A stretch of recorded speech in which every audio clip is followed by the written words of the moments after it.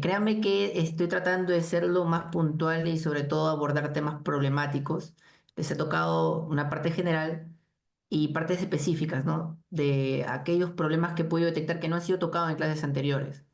Porque bueno, yo también soy un seguidor de doctrina policial, así que he visto los videos del doctor Echajay y otros ponentes que ya han tocado algunos puntos. Entonces, he tratado de abordar los puntos que todavía no han sido tocados, han sido poco tratados.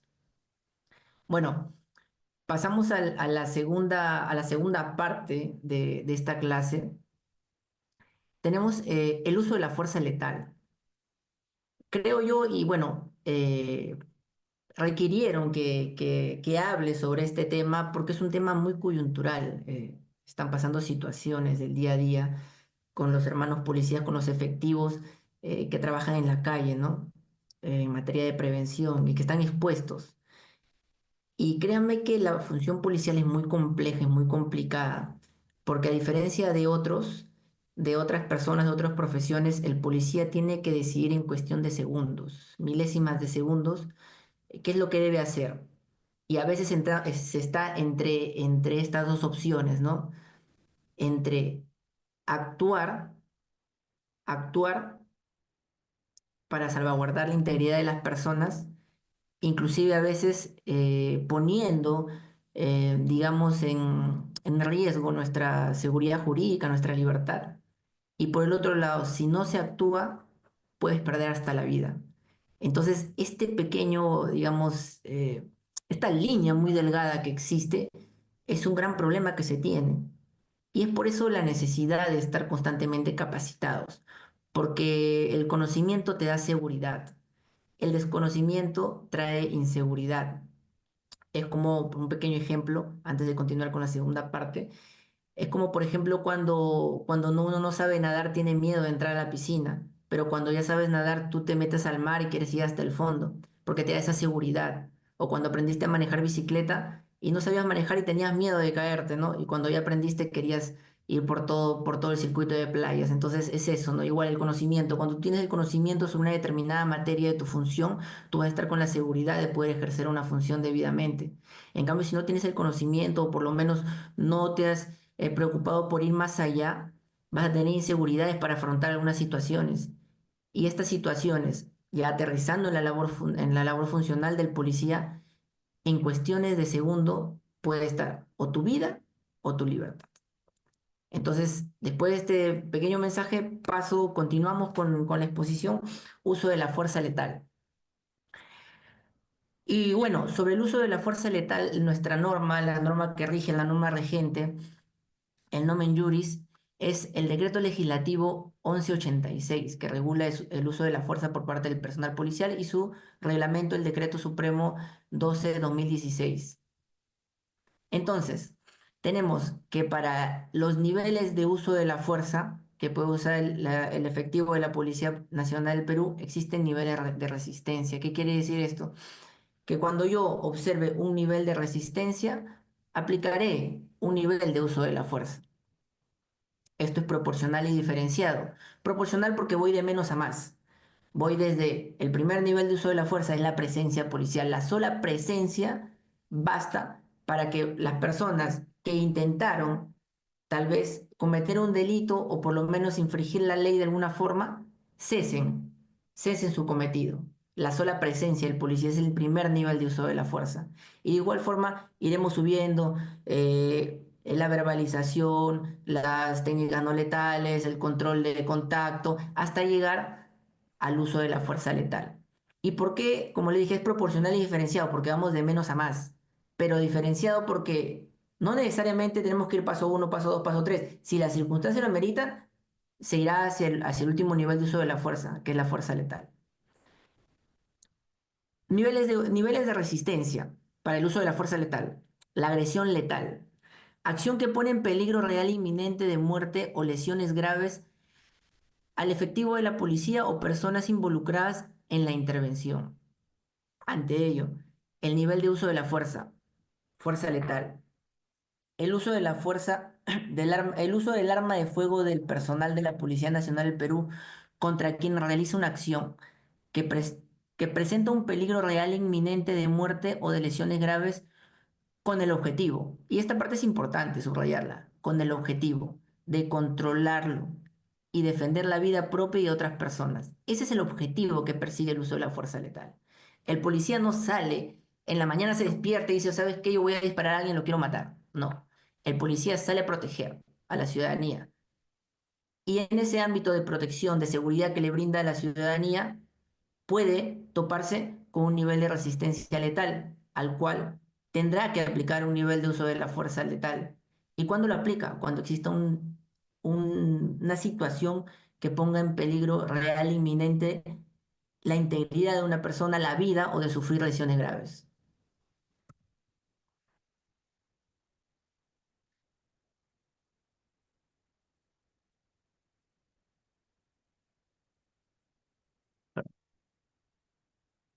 Entonces, cuando hablamos de uso de la fuerza, y ya vamos a tocar este ejemplo del colega que hace pocos días ha sufrido esta lesión grave, ¿no? Inclusive creo que está, me parece que está tentando, digamos, quedar ciego, inclusive ha afectado sus órganos visuales. Entonces, son situaciones muy penosas. Inclusive pongámonos en el extremo y que pudo haber pasado, que ese colega estuviera muerto el día de hoy. Esa situación, esa situación crea, digamos, un impacto, ¿no? Un impacto en los policías, en los colegas. Y a veces hay ese miedo natural. Y no el miedo a la delincuencia, no, porque el policía está preparado para poder afrontar eso, sino el miedo tal vez a la administración de justicia. Entonces, es importante tener en cuenta algunos criterios. El artículo 11, inciso D, reglas de la conducta para el uso del excepcional de la fuerza letal. El uso excepcional. La fuerza letal se usa de manera excepcional. Cuando la vida de una persona está puesta en riesgo real, inminente y actual. Ojo, a diferencia del decreto legislativo que te dice real e inminente, aquí ya en el reglamento del decreto legislativo, en el artículo 11, literal D, ahora te dice, está puesta en riesgo real, inminente y actual. Por quien se está fugando. En esta situación solo se justifica el uso de la fuerza letal a quien en su huida genera un riesgo evidente, manifiesto e inmediato capaz de causar lesiones graves o muertes. Pasamos al acuerdo plenario. El acuerdo plenario número 5/2019. Este acuerdo plenario ha desarrollado ampliamente el uso de la fuerza. Hay varios criterios valorativos dentro de este acuerdo plenario, pero yo me voy a referir al siguiente. En su fundamento 55, este acuerdo plenario nos dice lo siguiente: que resulte innecesario disparar contra la persona que ha elegido la opción de fugar ante la presencia policial. Le repito, resulta innecesario disparar contra la persona que ha elegido la opción de fugar ante la presencia policial. Dentro de ello también hace una crítica a la ley de fuga. ¿Y qué es la ley de fuga? Bueno, entendiendo la ley de fuga del antecedente mexicano, del gobierno de Porfirio Díaz entre el 76 y 1911. ¿Qué pasaba?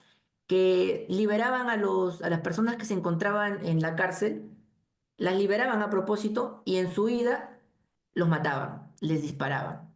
Entonces, esa crítica es la que traslada este acuerdo plenario a la realidad nacional. Dice que resulta innecesario disparar contra una persona que ante la presencia policial ha optado por fugarse, porque no existe en el Perú una ley de fuga. Quiere decir que no es que soltemos a propósito para matarlos. Esto, por la doctrina conservadora, esta prohibición de la ley de fuga por la doctrina conservadora se considera como el derecho a la fuga o la fuga consentida. Entonces, a lo que quiero llegar y lo que quiero aterrizar. Si una persona, si un delincuente eh, ha robado, ha matado y en su vida esta persona ya no es un peligro real, inminente y actual para nadie, el policía ya no debe disparar. Ya no debe disparar. Podrás usar otros medios, podrás pedir apoyo, podrás tratar de controlar ese escape, pero con otros medios, ya no con la fuerza letal.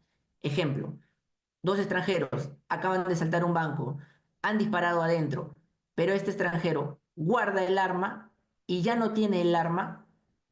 en su vida, si él no está con el arma, porque también puede pasar que en su vida él tenga el arma en la mano y todavía con esa solo tenencia del arma en la mano es un peligro real, inminente y actual para la vida de cualquier persona. Pero si este delincuente guarda esa arma y ya no tiene nada en la mano y está huyendo, ese delincuente ya no representa un peligro real inminente a la vida. Entonces, miren esa diferencia. Esa sí, es una diferencia, como le digo, ha podido matar a 20 acá adentro, ha podido cometer los actos más atroces, ¿ya? Pero si él en su vida guarda el arma, esto ya no se puede considerar un peligro real inminente y actual. Es lo que dice la norma, no es lo que digo yo, es lo que dice la norma. Muchos no podemos estar de acuerdo con eso, creo, pero está así.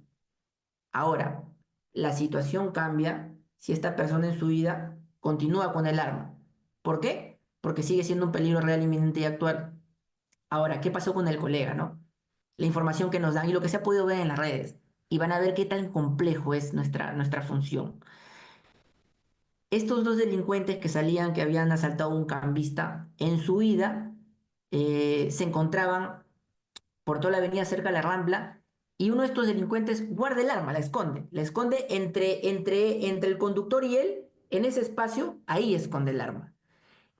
Y cuando el policía se acerca, este señor le hace el ademán que ya perdí, le levanta la mano, no, ya perdí, ya perdí. El policía fue, tal vez ahí, bueno, cada situación sucede, ¿no? Uno puede hablar de acá de la tranquilidad de un espacio, ¿no? Digital, pero otra cosa es estar en el lugar de los hechos. Muchos dicen, no, que no debió acercarse, no, que nunca debió de dejar de observar las manos, claro, aceptable. Debió acercarse de forma prudente, debió observar las manos siempre, o debió esperar que venga el apoyo policial, pero vamos, ese ímpetu de ese policía que sabiendo que estas personas podían hacer más daño, intervino. Y en un primer momento, como el arma estaba guardada, él estaba limitado, porque ahí no era un peligro real inminente, porque el arma estaba guardada, o por lo menos esa fue su percepción de él, no vio arma. El arma estaba guardada, está escondido, y es más, el delincuente le dice, oye, ¿sabes qué? Ya perdí. Ya no, por favor, ya no me dispares porque ya perdí, no tengo nada. Y en cuestiones de segundos, cuando el colega se acerca, este delincuente saca el arma y ¡popo! Le da disparos y este colega cae. Entonces se dan cuenta en cuestiones de segundo cómo puede cambiar una situación de poder usar la fuerza letal y no poder usarla. Es muy pequeño ese límite, ese espacio, esa línea que podemos cruzar entre la libertad, porque ojo, si nosotros, vamos a poner el ejemplo, esos dos extranjeros, por ejemplo, mataban al cambista, venían disparando y guardaba el arma y se quedaba sin arma y continuaba su tránsito. Este policía, al saber todo esto, esta noticia, ¿no? De que había matado y todo, disparaba. Estaríamos hablando, sí, del colega vivo ahorita, está vivo, pero hubiera sido detenido, inmediatamente procesado. Ese es el tema. Ese es, ese es lo problemático de la función. Entonces, para ello debemos estar más preparados, porque ante la adversidad debemos estar más capacitados. Entonces, vuelvo y repito, el uso de la fuerza letal es cuando existe un peligro real, inminente y actual que amenace la integridad, la vida de la persona, sea del policía o de otras personas, que amenace la vida o de sufrir lesiones graves. En ese momento tú estás facultado para usar tu arma de fuego, tu fuerza letal. ¿Por qué? Y aquí volvemos a los temas generales, ¿no? De los derechos. Ya hemos tocado el derecho a la libertad y hemos analizado un poco, hemos conversado un poco de cómo restringir el derecho a la libertad mediante la detención en flagrancia y otros. Y ahora estamos hablando de qué derecho, en este caso, ¿no? En este caso, si este delincuente hubiera sido abatido, estaríamos hablando del derecho a la vida. Y es que por eso les dije en un inicio que los derechos son universales, pero no son absolutos. Entonces, ¿también se puede restringir la vida? Sí, sí se puede restringir la vida. Suena tal vez duro, muchos dirán, no, ¿qué estás hablando? No, claro que se puede restringir la vida. Cuando esta persona empuña un arma y amenaza a otra persona para quitarle sus pertenencias, él ha elegido, él ha tomado esa decisión de poner en riesgo real, inminente y actual la vida de esa persona. Entonces, la policía, el funcionario policial, en cumplimiento de sus funciones, bajo el decreto legislativo 86 y seis y su reglamento, puede usar su fuerza letal. y puede controlar la amenaza. Ojo, y siempre refirámonos así, se lo recomiendo mucho en nuestras actas policiales, es controlar la amenaza. Lo que hacemos es controlar la amenaza. Si ese control de amenaza implica que este delincuente o este presunto delincuente caiga abatido, bueno, fue su elección. Él quiso hacer daño a la sociedad. Puso en peligro real e inminente la vida de una persona. Entonces, el policía hizo su trabajo, controló la amenaza y si eso implica que esa persona pierda la vida, está legalmente ese policía protegido porque lo ha hecho en cumplimiento de un deber, en cumplimiento de una función. Entonces eso tiene que quedar claro. Pero sí, debemos de estar bastante atentos en este tipo de situaciones y por eso es importante las capacitaciones, porque debemos estar tanto capacitados mentalmente, en conocimiento y también operativa y tácticamente para aquellos que trabajen en las calles, porque ahorita el tema está bien complicado. Entonces, seguir nuestro decreto legislativo 1186, seguir su reglamento, tener en cuenta el acuerdo plenario que les he narrado porque es doctrina que ya está, es doctrina que está ya plasmado son criterios que tienen que seguir los administradores de justicia y no pueden apartarse de ello. Entonces, todo esto hay que tenerlo en cuenta antes de una intervención. Y como le digo, es complicado, porque a diferencia de otros funcionarios, todo esto tú lo tienes que decidir en cuestión de segundos. Si no lo sabes, lamentablemente puedes tomar una decisión errada, pero si te preocupas en capacitarte y en adquirir conocimientos, todo eso va a estar en tu cabeza. Y cuando tú tengas que tomar una decisión, vas a tener que tomar una buena decisión. Entonces, bueno, creo yo que esto sería todo. Quedo abierto a cualquier tipo de preguntas. Muchas gracias por todo. Las disculpas del caso con la organización porque esto se ha venido aplazando ya bastante tiempo, no por temas de trabajo y temas académicos, no he podido estar presente antes, pero bueno, les agradezco a todos por su atención y cualquier cosa, quedo atento a alguna pregunta que hubiera.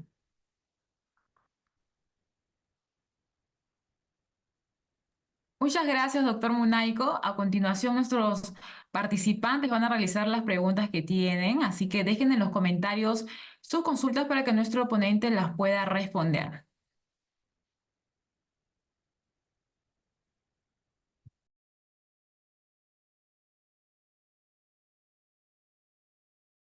Doctor, ¿qué tal? Muy buenas noches. Buenas noches, amigo, ¿qué tal? ¿Qué tal? Muy interesante su ponencia, muy metódica. Doctor, disculpe, mire, yo tengo una duda, soy efectivo policial también, y siempre he tenido esta pregunta, ¿no? ¿Quién debe intervenir? Mire, lo concreto es que a veces hay efectivos policiales que se encuentran en la situación de Franco y, y son pasibles a ser víctimas de un asalto, de un robo, ¿no? Con arma de fuego, definitivamente. Y es cuando el efectivo, como usted dice, ¿no? También usa su arma de fuego y abate al delincuente. Mi pregunta es, ¿quién debe intervenir o redactar el acta de intervención de los hechos que ha pasado? ¿El mismo policía que abateó o el tercero que viene a mérito de los vecinos que llamaron, ¿no? Porque aquí he visto siempre esta disputa, ¿no? Que unos dicen, no, el policía es 24 horas y él tiene que hacer el acta de intervención y redactar porque él sabe los hechos. Otros dicen, no, pero él no puede ser juez ni parte, sino que tiene que venir un tercero y él tiene que realizar los hechos, ¿no? Entonces, esa era mi duda, doctor. ¿Usted qué postura o cuál es su punto de vista en este caso? Es una pregunta, déjame decirte, muy recurrente y es motivo de mi última investigación actual, mi tesis doctoral es exactamente de ello. Te voy a responder primero voy a verlo en dos partes y qué interesante tu pregunta, de verdad. Primero que nada, el policía que está de Franco, ¿no? Efectivamente, dicen algunos, también hay esa controversia, creo que ya este tema es superado, pero a veces dicen, no, no, pero esto de Franco no puede intervenir, sobre todo en la sociedad civil, ¿no? A veces desconocen un poco de la norma. Entonces, para ello, tenemos que remitirnos a la ley de la policía, a la ley de la policía. La ley de la policía, el decreto legislativo 1267, ya, en su artículo tercero, ya nos habla a ver, lo voy a leer literal para que todos podamos tenerlo y tenerlo ya memorizado. El personal de la Policía Nacional del Perú ejerce función policial a dedicación exclusiva y obligatoria en todo momento, lugar y circunstancia. Está sujeto a las prohibiciones incompatibilidades señaladas en el presente decreto legislativo. Ejerce funciones a dedicación exclusiva, obligatoria en todo momento, lugar y circunstancias. Y de ahí es que sacamos que el policía, pues, así esté de vacaciones, así esté de franco, el policía es policía y cumple sus funciones constitucionalmente en cualquier lugar, en cualquier momento, en la situación que se encuentre. Entonces, pasamos a la segunda parte. Me dices, ¿no? Que yo, y créeme, pasó, ¿ah? Pasó. Un día me encontraba, cuando trabajaba en Pisco, estaba corriendo por la playa y efectivamente, con otro colega más, y vinieron personas a querer robarnos. Y bueno, pudimos reaccionar y bueno, lo reducimos, ¿no? Entonces, ¿qué pasaba en ese momento? Como tú dices, por un lado, ¿no? Una postura. ¿Quién sería el más competente en hacer esa acta, ¿no? Aquel que percibió mediante sus sentidos, aquel que vio cómo fue el hecho, o otro policía que viene y que no ha visto nada, porque ese colega va a venir cuando los delincuentes están reducidos, seguramente. Ha venido otro y ya tú le vas a contar, o le narrarán otros testigos. Entonces, lo debe hacer el policía que por un lado hizo uso de la fuerza, bueno, si estaba armado, ¿no? Como en muchos casos hemos visto que un colega sale a comprar para viendo un delincuente, quiere robarle y el colega le saca un arma, pone en peligro real inminente su vida, el colega responde y abate a ese delincuente, controla la amenaza y abate a ese delincuente. ¿Quién debió hacer el acta? ¿El policía que abatió el delincuente o el que viene de la comisaría? ¿Quién tendrá una mejor información? ¿Qué será lo más provechoso para el proceso? Pienso yo, pienso yo que es el policía que por sus sentidos ha percibido y que si bien es cierto es agraviado, pero eso no le quita sus facultades como policía. Él ha intervenido, ha hecho uso de la fuerza, ha controlado la amenaza y ese delincuente está abatido. Y lo ha plasmado en el acta. Es lo que yo pienso. Es la postura que yo cojo. Ojo. Viene la otra postura, inclusive ya con fundamento un poquito más técnico, en el sentido de que si bien es cierto, tú has controlado la amenaza, esa persona está muerta, ¿no? Está batida. Estarás en las condiciones psicosomáticas para poder hacer una diligencia. Muchos cuestionan eso. Por otro lado, si bien es cierto, tú has actuado en el cumplimiento de funciones, pero vemos casos en que los policías son detenidos. Y es que no es un problema, digamos, del policía o del fiscal, la norma está así. Porque esa persona ha muerto, sí, ha muerto, ¿no? Entonces se tiene que hacer la diligencia y para hacer diligencias muchas veces a los policías los detienen, que está mal. Yo pienso desde un enfoque de principio de autoridad, eso no debería pasar, pero no es problema del policía que va a detener al colega, ni el fiscal que va, digamos, va a evaluar eso, sino de la norma que todavía no ha previsto eso. Si bien es cierto, hay una norma que te dice que no puede detener al policía, ¿no? Preliminarmente, pero todavía no aterriza en la detención en flagrancia. Es una gran problemática que existe. Particularmente y para responderte, yo soy de la idea que el policía que ha sido agraviado debería realizar su acta. Debería realizar su acta.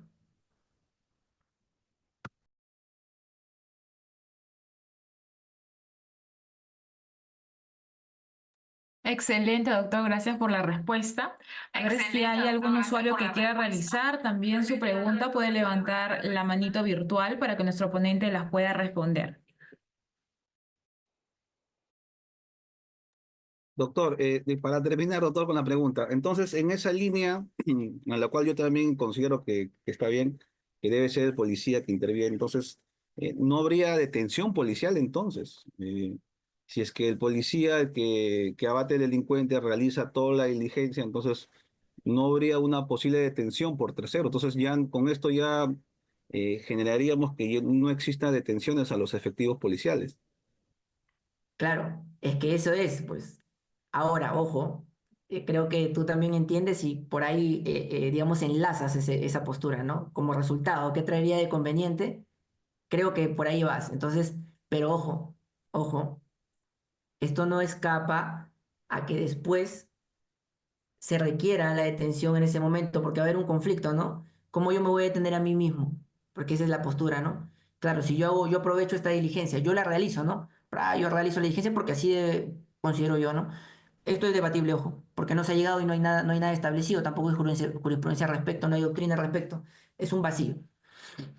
Entonces, si yo hago las diligencias, obviamente tengo que llevar a esta persona herida, si no está muerta, bueno, herida, llevarlo a darle los auxilios inmediatos, porque así lo prevé el decreto legislativo 1186, hacer las diligencias, que se me tome la declaración, se hace todas las diligencias que se requieran en el momento. ¿Para qué? Para que cuando venga el control del fiscal diga, oye, bueno, ya es innecesaria una detención, ¿no? Porque se han realizado todas las diligencias urgentes e inaplazables.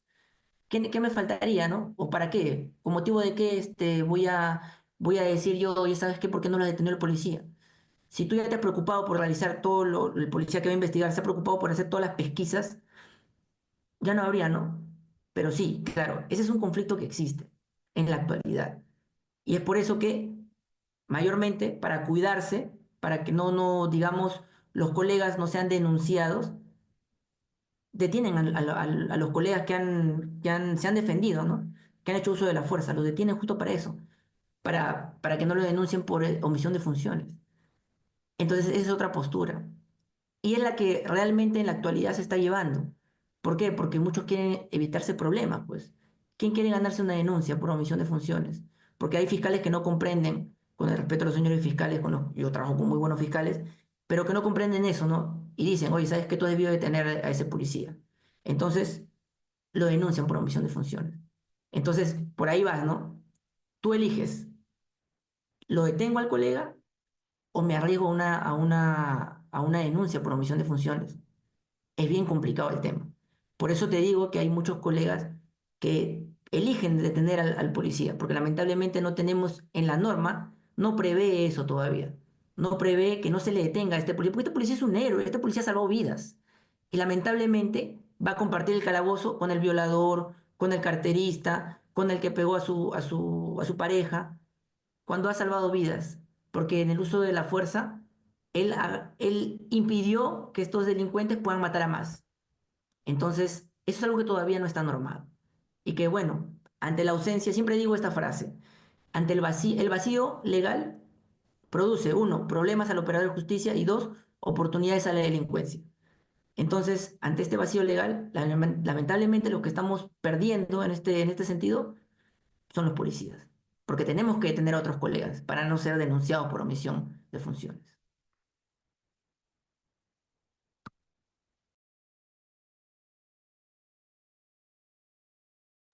Sí, doctor, aquí tenemos otra pregunta que nos hace uno de nuestros usuarios, la cual es la siguiente. ¿Puede un efectivo policial detener a una persona incluso si el agraviado desiste en denunciar?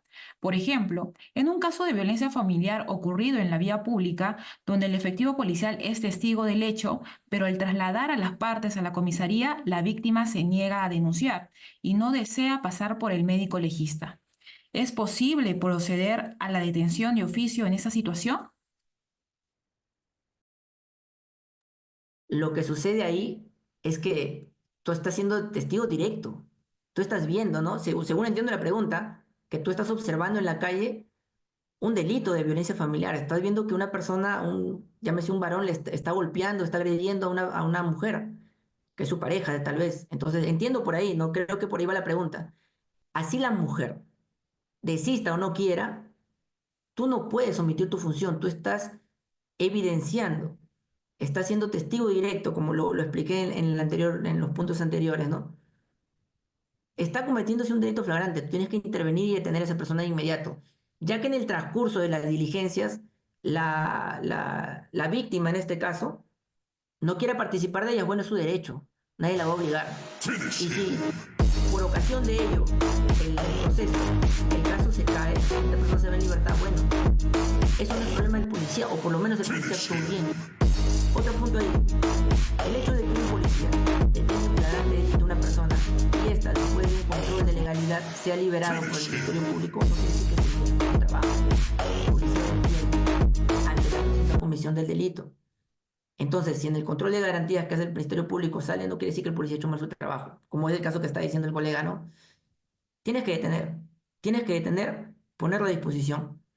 Ya verá la víctima si continúa con el proceso, participa en las diligencias, ya será cosa de cada uno, pues, ¿no?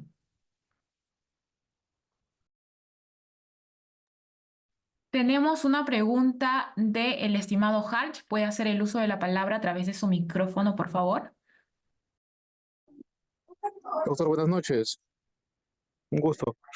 Una consulta. Por ejemplo, en el caso de estos coleguitas que fue en la libertad, en donde en esto de la minería ilegal se los tomaron por unos momentos de rehenes y acabó con el patrullero incendiado.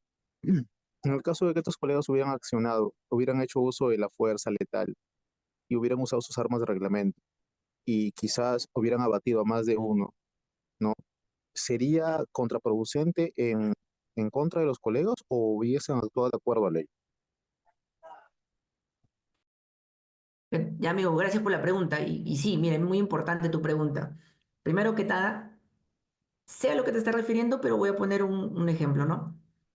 Y es diferente, mira esta situación, ¿ah? 5 policías con sus implementos para control de multitudes, su casco, su chaleco, sus escudos, sus agentes químicos, su vara de ley, reciben un ataque por personas, ¿no? Manifestantes, pasivos, como quieran llamarles, eh, a pedradas. Los policías que están ahí, estos 5 policías, tienen todo el equipo completo como para poder afrontar esta situación. Si 5 o 6 personas están, digamos, tirando objetos, ellos no van a usar, no van a usar su arma de fuego porque están implementados. Otra es la situación, creo que y a esto te refieres. 2 policías sin ningún implemento de protección, simplemente con su arma de fuego, supongo, son atacados por una turba. Este ataque representa un peligro real inminente a su vida. Bueno, si agarra y te agarran con piedras, porque creo que así ha sido el tema, una piedra tirada o varias piedras tiradas sobre una persona que no tiene protección, entonces estamos hablando de intencionalidad y peligrosidad. Intencionalidad. Ese delincuente que coge una piedra y se la tira a un policía no se lo tira porque está jugando, tiene una intención. Y su intención es causarle lesiones a este policía. Peligrosidad. Este objeto, esta piedra, no está siendo usado para una construcción, que es lo normalmente, ¿no? Está siendo usado para atacar a alguien. Piedra, cuchillo o cualquier objeto contundente está siendo utilizado como un instrumento para atacar a este policía. Entonces, si ese ataque es un peligro real, inminente a la vida, puede usar su arma de fuego. Puede usar su arma de fuego. Claro, y son una turba, son bastantes, y todos los están atacando. Puede usar su arma de fuego. ¿Por qué? Porque es un peligro real, inminente y actual, que atenta contra su vida, contra su integridad o de sufrir lesiones graves. Pero siempre teniendo este análisis, ¿no? No pasa lo mismo con aquellos agentes que están en su función de control de multitudes, que están con todos sus implementos y reciben el mismo trato, ¿no? A pedradas por parte de 5 o 6, pero es diferente el contexto. En ese sentido, es diferente. Siempre haciendo ese análisis, siempre haciendo ese análisis. Pero como le digo, si es un peligro real inminente para tu vida, puedes usar tu arma de fuego.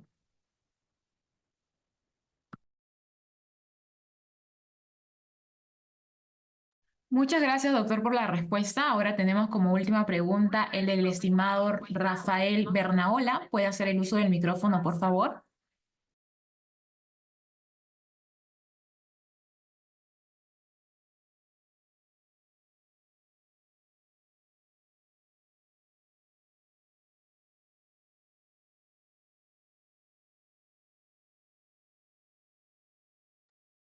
Al parecer hay problemas con el micrófono, así que vamos con la siguiente pregunta del estimado Kevin, que nos ha hecho a través de Zoom.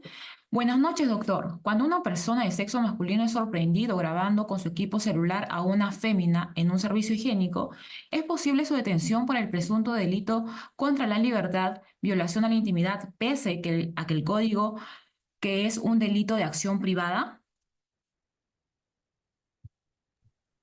plantea mejor la pregunta, no termino de entender el tema de la acción privada, porque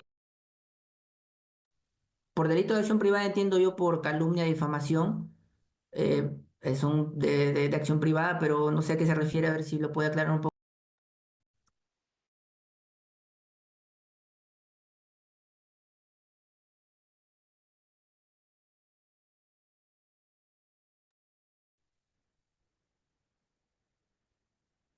Al parecer, doctor, se refiere a que al ser un delito de acción privada por el Código Penal, pregunta si que se puede detener como el delito en flagrancia. Bueno, vamos a darle la forma en todo caso. Eh, si una persona es vulnerada, a ver, yo soy una mujer, ¿no? Que se encuentra en un ambiente privado, digamos, es víctima de tocamientos indebidos o la tentativa de esto, de acoso, claro, claro que tiene que ser detenida esa persona y llevada a la comisaría, ponerla a disposición de las autoridades competentes. Pero, como le digo, no sé, o bueno, no entendí bien la pregunta, porque sobre todo me pone de ejercicio de acción privada, ¿no? No sé si por ahí sea, pero si eres víctima de acoso, de violencia, tanto física como psicológica, de tocamientos indebidos, son delitos que están plasmados en el Código Penal, y ante estos delitos la policía detiene en flagrante delito. Si peor aún, el policía llega y observa que se está cometiendo esto, tiene que detener, claro, tiene que detener.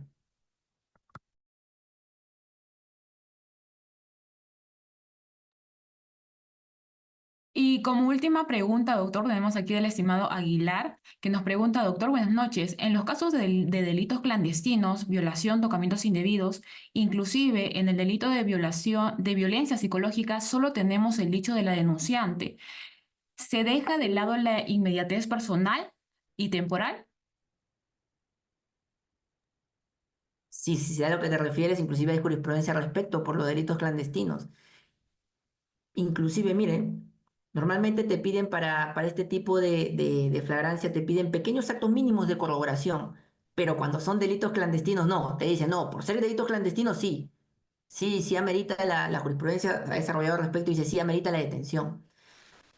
Bueno, amerita sí, tienes que detener, porque la sola sindicación, claro, pues estás indicando a una persona, está diciendo, ha sido testigo, ha sido agraviada del hecho, y ella está dando su dicho y te está poniendo en conocimiento a ti, policía, que todavía te encuentras dentro de las 24 horas, tienes que ir a detener. Claro que esta persona será responsable si hace una denuncia calumniosa. En este caso, yo creo sí debe de tener, pero a veces es un poco, digamos que injusto el tema, ¿no? Claro, porque en este tipo de delitos sí y en otros no? En otros sí nos exigen pequeños actos de corroboración mínimos. Pero bueno, la jurisprudencia es lo que se ha pronunciado al respecto. Entonces, se debe detener bajo el dicho de esta persona. Tienes que detener. Muchas gracias, doctor Monaico, por su excelente ponencia. Esta Casa Superior de Estudios Doctrina Policial se complace en haber contado con su participación como docente y desde ya lo comprometemos